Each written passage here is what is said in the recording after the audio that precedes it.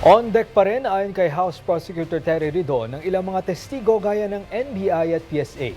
Kaugnay pa rin po yan ng napatunayan na umano ng prosekusyon na misuse o questionableng paggamit ng confidential funds ng Vice Presidente.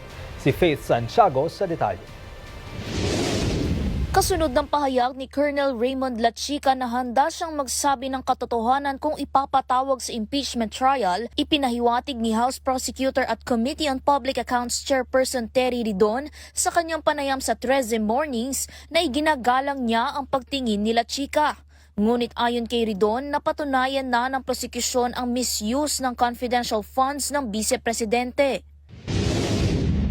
Ang totoo naman ho, napatunayan na po ng prosecution yung pong confidential funds misuse, no?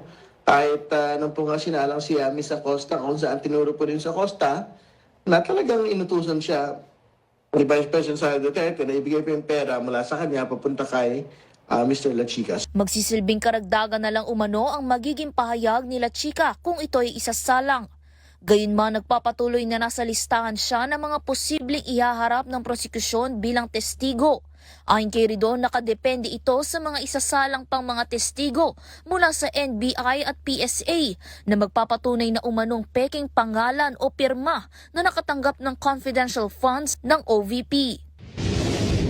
Lahat ng iba pang mga testigo, katulad ng iba pang mga binanggit natin para sa NBI, PSA, lahat po sila on deck pa rin hanggat sabihin ho officially ng prosecution na wala na o tapos na yung pong paglalahad po dito sa particular na article po na ito.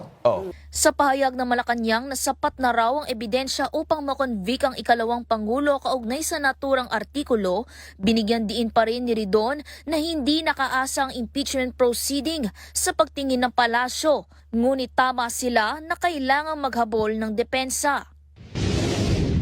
So tama din ho sila sa isang bahagi na talaga kailangan pong maghabol nito pong defense, no, para mapakita ho nila na talagang wala akong kasalanan yung pangalang Pangulo dito po sa bagay po nito. Dagdag pa ng House Prosecutor na ipinanawagan na nila kahapon sa Ombudsman ang muling pagbukas ng inquiry tungkol sa malversation through confidential funds misuse. Samantala ng tanungin hinggil sa post kaugnay kay Counsel for Vice President Attorney Salvador Panelo na tila nakakatulog sa gitna ng paglilitis.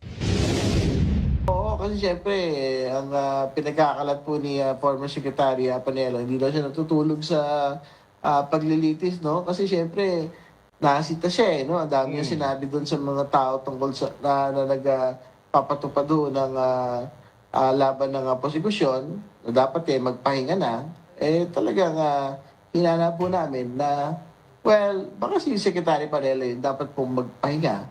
Lalo tigit para siya naman natutulog sa paglilitis. Para sa totoong balita sa Bagong Pilipinas, Faith Santiago, 13 sa tanghali ng Congress TV.